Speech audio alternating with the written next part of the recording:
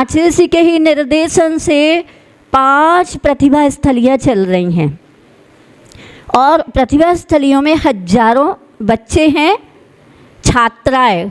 ये कोई ऐड तो नहीं है हमारे यहाँ, सिर्फ है कन्याओं को प्रशिक्षित किया जाता है, क्योंकि अगर एक कन्या प्रशिक्षित होती है, संस्कार से भरती है, तो वो उभय कुल वर्धनी, 2 कुल को रोशन कर सकती है, 2 कुल को संभालती है। 2 कुल ही नहीं बल्कि उस गली मोहल्लों में रहने वालों को सबको संभाल सकती है।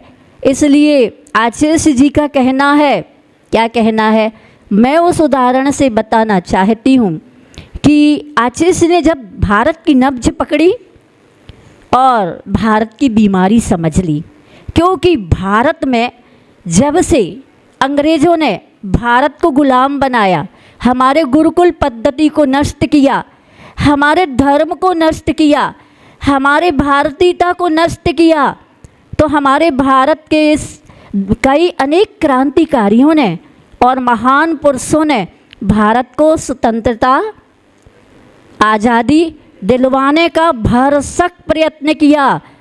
उनमें से मैं आज एक, जो चंद्रशेखर आज़ाद, जब काशी में कोई पारसी जो कि बहुत निष्ठुर था मजिस्ट्रेट, और उसने चंद्रशेखर को अदालत में बुलवाया। जब चंद्रशेखर का वह जवानी का और चेहरे पर आज़ादी का रंग लाने वाला वह क्रांतिकारी और पौष्टिक शरीर देखा, तो उसने कहा आपका नाम क्या है? ध्यान से सुनना बच्चों, आपका नाम क्या है? उन्होंने कहा आज़ाद चंद्रशेखर। आपके पिता का नाम क्या है? स्वतंत्रता। आपकी माता का नाम अंग्रेज़ों की गुलामी में जकड़ी भारत माता। कहते वो जल भुन गया और वह इतना रुष्ट हुआ, इतना निकृष्ट उसके भाव हुए कि उसने तुरंत संकेत किया कि इनको 35 कोड़े मारे जाएं बेंत के माध्यम से। और उन बेंतों में क्या किया, तेल लगा करके चंद्रशेखर को मारना प्रारंभ किया। और जैसे एक बेंत लगता था तो पूरी खाल उखड़ आती थी, खाल खिंच के आ जाती थी। और वो क्या बोलते थे, चीखते चिल्लाते नहीं, वंदे मातरम। क्या बोलते थे? वंदे मातरम। प्रत्येक बेंत के उस मार में उन्होंने वंदे मातरम बोला। आचार्य कहते ये है हमारा भारत, जिस भारत को आज़ाद करने के लिए कितनों ने कुर्बानियाँ दी हैं। ज़रा याद करो कुर्बानी। हमें इतिहास पढ़ना चाहिए, लेकिन आज दुख की बात तो ये है कि विद्यालयों में इतिहास पढ़ाया तो जाता है, लेकिन आचार्य ने बहुत अच्छी बात बताई।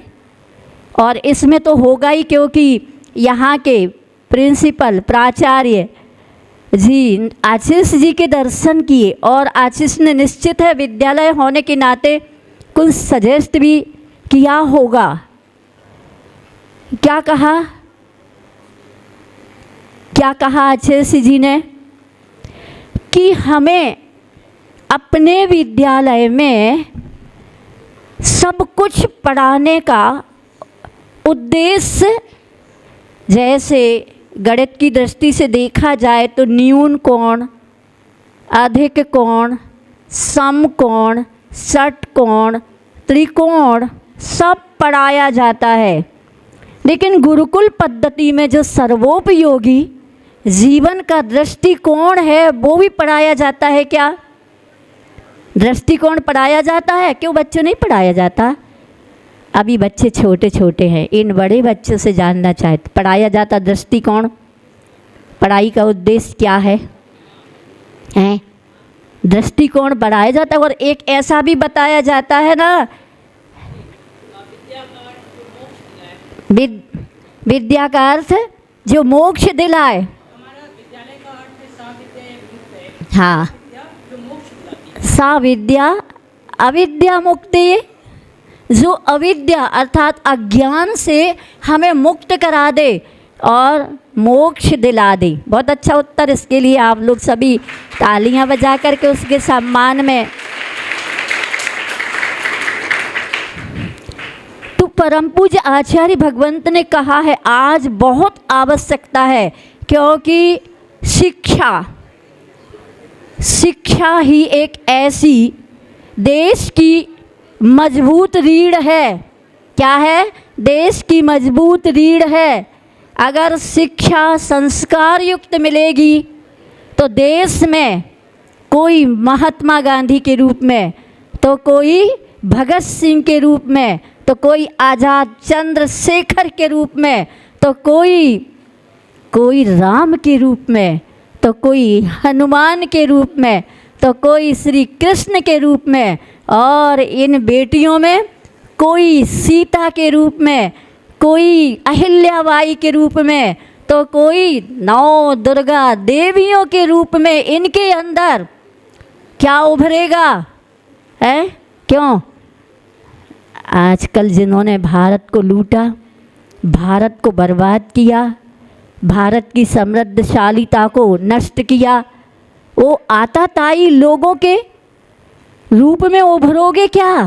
क्यों? नहीं ना। तो यहाँ पर शिक्षा देने वाले प्रिंसिपल से लेकर के प्रत्येक शिक्षक और शिक्षिकाओं का कर्तव्य है कि शिक्षा को, आचार्य जी ने कहा हमारा भारत शिक्षा व्यापार नहीं। क्या? शिक्षा व्यापार नहीं है। शिक्षा का अर्थ होता है भाव, और भाव किसका? वस्तु का। वस्तु क्या है? तो पहले तो तुम खुद एक जीवन जो जीते हो उसका क्या औचित्य है? आखिर जिंदगी है क्या? आज की संस्कार पद्धति विहीन शिक्षा के छात्र छात्राओं से पूछो जिंदगी क्या है, बोले जब तक मरे नहीं तब तक जिंदगी है। ये है जिंदगी। अथवा सोमवार को जन्मे, मंगलवार को बड़े हुए, बुधवार को पढ़े लिखे, गुरुवार को शादी कराई, शुक्रवार को बच्चे पैदा किए, शनिवार को बीमार हो गए हॉस्पिटल में भर्ती हुए, और रविवार को, इसका नाम जिंदगी है क्या? किसका नाम है जिंदगी? किसी ने कहा आजकल तो जिंदगी किसका नाम है? दिन रात मोबाइल, इससे फुर्सत मिले उसका नाम जिंदगी। छोटे छोटे बच्चे हैं, लेकिन ये बड़े बड़े भी क्या क्या नहीं देखते होंगे, और कहाँ कहाँ तक इनकी सोच विकृत नहीं होती होगी इनकी और इनकी। बहुत आश्चर्य है कि आज देश को जिन क्रांतिकारियों ने अपने खून को दे करके, अपने जीवन को दे करके आज़ाद किया है, और भारत जैसे गौरवशाली राष्ट्र में अपन सबने जन्म लिया है, भारत की अद्भुत पवित्र भूमि जहाँ पर संत सज्जन महापुरुष जन्म लेते रहे और हम सबको दिशा बोध देते रहे, और दुख हमारा दूर हो और हमें सुख प्राप्त हो, ऐसे उद्देश्य के साथ आप चूँकि खदान की मिट्टी की तरह विद्यालय में आते हैं, और वहाँ पर शिक्षा के क्षेत्र में एक संशोधन होता है। शिक्षक शिक्षिकाएं संशोधन करती हैं। वो संशोधन क्या है? संसाधन नहीं, संशोधन। जैसे कि आचार्य जी ने कहा था एक मंदिर का निर्माण हो रहा, और मंदिर के निर्माण के लिए रास्ते पर, आधा किलोमीटर के रास्ते पर एक व्यक्ति गिट्टी पत्थर तोड़ रहा है। उससे पूछा क्यों भाई तुम क्या तोड़ रहे हो? बोले दिखता नहीं, पत्थर तोड़ रहा हूँ। दूसरे थोड़ा सा कुछ फल्लांग आगे बढ़ता है दूसरा व्यक्ति भी पत्थर तोड़ रहा था। उससे पूछा, भाई साहब तुम क्या कर रहे हो? उसने कहा, मैं रोटी रोजी कमा रहा हूँ। लेकिन तीसरा जो मंदिर के निकट में, वह भी पत्थर ही तोड़ रहा था। उससे पूछा, भाई साहब आप क्या कर रहे हो? मैं भगवान का मंदिर बना रहा हूँ। काम एक है, यहाँ शिक्षा सब ले रहे, लेकिन किसके उद्देश्य, किस प्रकार से बनते हैं? कोई मानवता को प्राप्त कर लेता है, कोई इंसान की इंसानियत को पा जाता है, तो कोई गलत रास्ते पर चला जाता है और वह अपनी ज़िंदगी में अपने सम्मान के दाता जो माता पिता है उनको भी भूल जाता है। इसलिए आप लोग छोटे छोटे हो और आपके जीवन में वो संस्कार आए, क्योंकि भारत ने जब अपना नाम इंडिया रख लिया तब से भारत के लोगों में, किसी ने कहा है कि पैर की मोच और छोटी सोच आगे नहीं बढ़ने देती। क्या? छोटी सोच और पैर की मोच आगे नहीं बढ़ने देती है। औरों से जलन और टूटी कलम भाग्य नहीं लिखने देती है। औरों से जलन, टूटी कलम भाग्य नहीं लिखने देती है। काम का आलस और पैसों का लालच महान नहीं बनने देता है। इसलिए सोने चांदी के सिक्के तो कल भी गल सकते हैं, पहले ईमान बनाना सीखो। सोने चांदी के सिक्के तो कल भी गल सकते हैं, पहले ईमान बनाना सीखो। सड़कों पुलों का निर्माण कल भी हो सकता है, पहले क्या? मंदिर मस्जिद का निर्माण कल भी हो सकता है, पहले भगवान बनाना सीखो। अरे सड़कों और पुलों का निर्माण तो कल भी हो सकता है, उन पर चलने वाला इंसान बनाना सीखो। मैं यहाँ के प्रिंसिपल और पूरे स्टाफ से यही आशा रखती हूँ कि भारत को भारत बनाए रखने के लिए इन बच्चों में एक युग तैयार करो। एक भारत देश जो अतीत का भारत था वो भारत तैयार करो। इन बेटियों में, ये बेटी अपने गांव की, अपने घर की बेटी नहीं, बल्कि इनसे कोई पूछे तो ये कहे कि मैं भारत की बेटी हूँ और भारत की बेटी के लिए जियो और जीने दो और वसुदेव कुटुंबकम की भावना भरनी होगी।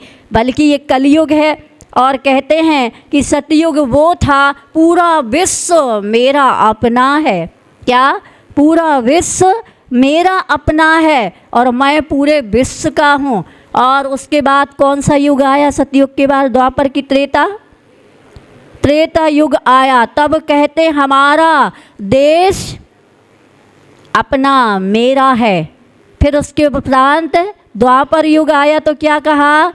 मेरा परिवार कुटुंब अपना है। और कलयुग क्या कहता है? मेरे अलावा कोई भी। कितना स्वार्थी हो गया है, कितना स्वार्थी हो गया है। इसलिए किसी ने कहा राम राज्य में दूध मलाई, कृष्ण राज्य में घी, और वर्तमान के कौन के राज्य में चाय का प्याला फूक फूक कर पी। क्या है?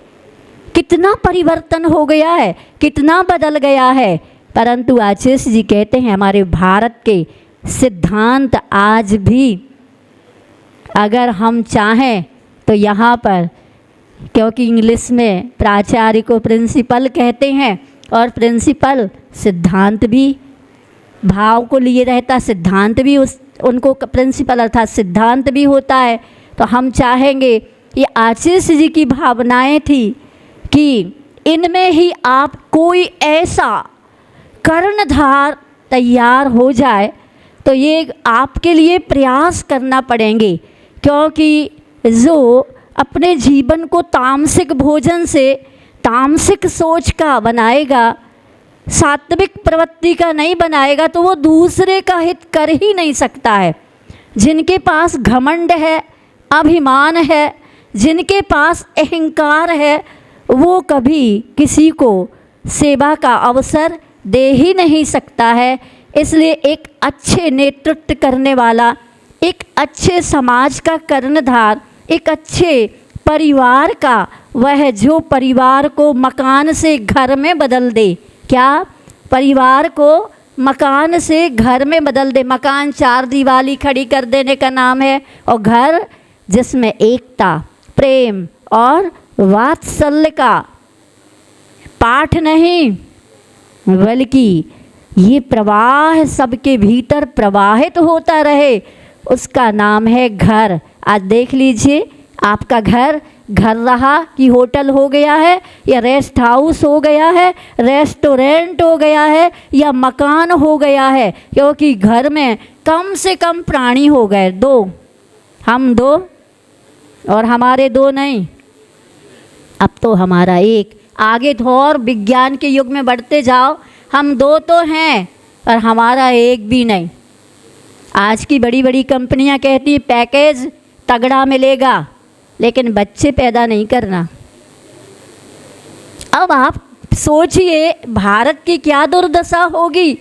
इसलिए आप लोगों की ये फर्ज बनते हैं, यहाँ के स्टाफ का फर्ज बनता है कि आप बच्चों में, क्योंकि कहते हैं एक डॉक्टर अगर गलत होता है तो कुछ लोगों का नुकसान है, एक वकील गलत होता है तो कुछ लोगों का नुकसान, एक IAS ऑफिसर गलत होता है तो कुछ लोगों का नुकसान है। लेकिन अगर एक शिक्षक या शिक्षिका गलत होती है तो पूरे देश का नुकसान है, पूरे राष्ट्र का नुकसान। बहुत बड़ी भूमिका है यहाँ पर शिक्षक और शिक्षिकाओं की।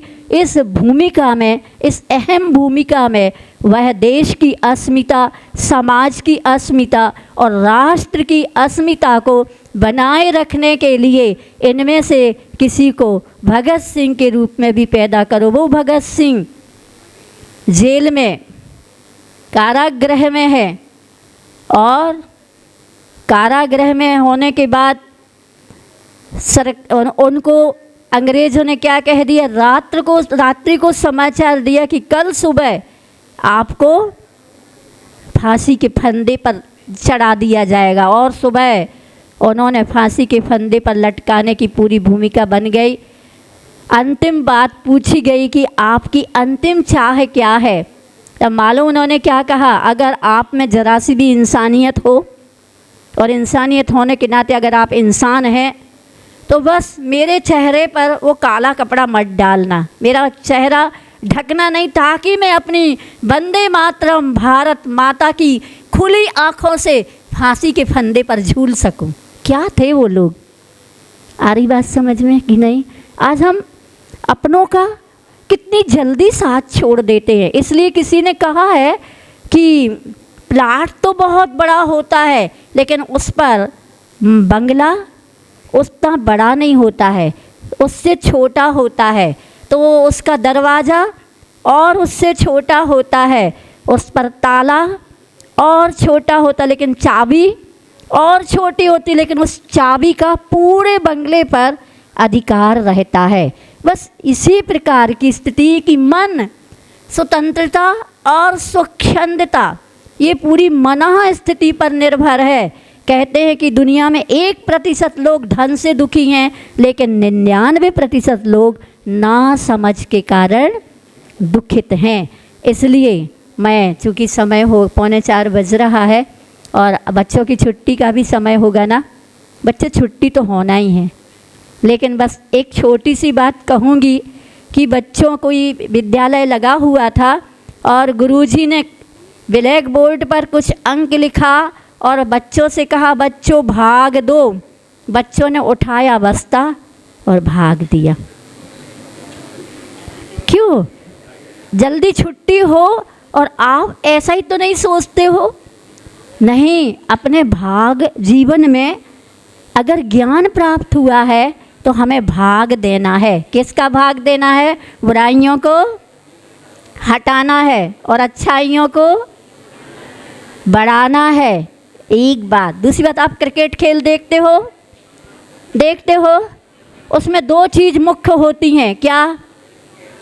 एक तो अंपायर और दूसरा क्रीज। अंपायर का मतलब होता है निर्णायक और क्रीज का मतलब होता है मर्यादा रेखा। अगर निर्णायक की बात कोई क्रिकेटर ना माने तो उसको रिजेक्ट कर दिया जाता है कि नहीं है?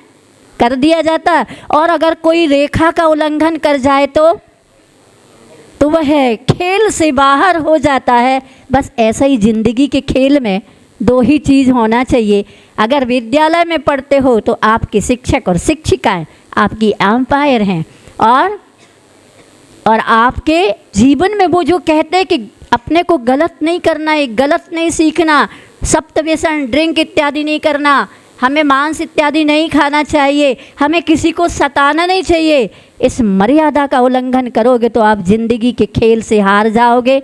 इसलिए ज़िंदगी का भी खेल और आपको परीक्षा में भी पास होना है तो अपने जीवन को बहुत अच्छे से महान बनाए। और पूरी भूमिका यहाँ के स्टाफ पर है, वो भी अपने को भारत की और अपने भारत के सिद्धांतों की पुनः स्थापना हो, और यहाँ से कोई संत, कोई सज्जन, कोई महापुरुष, कोई महान, कोई समृद्धशाली बनकर के इस भारत की कायाकल्प करे। जैसे अभी प्रधानमंत्री जी इस कार्य को करने में जुटे हुए हैं, भारत आत्मनिर्भर बने। और आत्मनिर्भर भारत के लिए अभी तक हम जिस देश की वस्तुओं का उपयोग कर रहे हैं उनका संकेत है कि अब भारत स्वयं क्या करे, मेहनत करे, परिश्रम करे और अपने ही देश की वस्तुओं का क्या करे।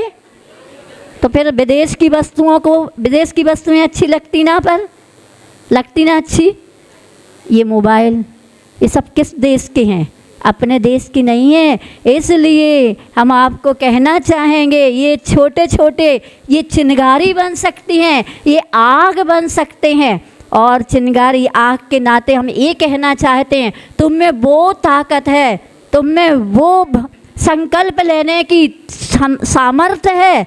किसी ने कहा है एक मौज मचल जाती है तो तूफान मचल जाते हैं, एक मौज मचल जाती है तो तूफान मचल जाते हैं, एक युवा युवती मचल जाती है तो इतिहास बदल जाते हैं, एक युवा मचल जाता है तो इतिहास बदल जाते हैं। चूँकि इन लोगों को अभी इन चीज़ों के बारे में थोड़ा सा आगे बाहर आएंगे तो ही समझ में आएगा कि हमारे देश के प्रति क्या कर्तव्य है, परिवार के प्रति क्या कर्तव्य है और समाज के प्रति क्या कर्तव्य है। अच्छी शिक्षा, अच्छी सोच, अच्छे विचार, अच्छे कार्य, ये ज़रूरी नहीं है कि आपको अच्छा कहें इसलिए, लेकिन आप अच्छे बन जाओगे तो पूरी दुनिया को आप अच्छे लगोगे। लेकिन अगर आपकी बुरी सोच, बुरी आदत, बुरे विचार, बुरा व्यवहार आपके लिए क्या कर सकता है, आप सबके लिए बुरे नज़र आओगे। इसलिए हमें अच्छे से अच्छा बनना है और भारत की उस भारतीयता को और मानवता को हमें हमेशा के लिए स्थापित करना है। इसके लिए ये बच्चे भविष्य के ही कर्णधार हैं। इस भावना के साथ परम पूज्य आचार्य जी का कहना है, भारत को भारत बनाना ये विद्यालय से ही प्रारंभ हो सकता है। इसी भावना के साथ बोले भगवान महावीर स्वामी की, संत शिरोमणि आचार्य भगवंत गुरुदेव श्री विद्यासागर जी महाराज की, गुरुनाम गुरु श्री ज्ञान सागर जी महाराज की, आचार्य भगवान श्री समय सागर जी महाराज की, 3 कम 9 करोड़ मुनि राजों की। आदरणीय किशोर जैन जी का और पूरे हमारे जैन समाज का मैं धन्यवाद ज्ञापित करता हूँ कि इतनी अच्छी बात जो राष्ट्र के लिए, और हुए 73 वर्ष हो गए, आज पूरे देश में लगभग 20,000 विद्यालय संचालित है। केवल एक ही लक्ष्य है, जग सिर्फ और बनाए भारत, और संघ शताब्दी वर्ष मना रहा है। ये जो है उसमें भी यही बात आया है, पंच परिवर्तन, नागरिक कर्तव्य, सामाजिक समरसता, स्वदेशी, पर्यावरण, इन 5 विषयों को लेकर पूरे देश में घर घर जाना है और सबको समझाना है। और यही बात आज पूज्य माता जी के अमृतमयी वाणी से भी सुनने मिला है। मैं ओर से हमारे प्रिय बहनों की ओर से नमन करता हूँ, साधुवाद देता हूँ और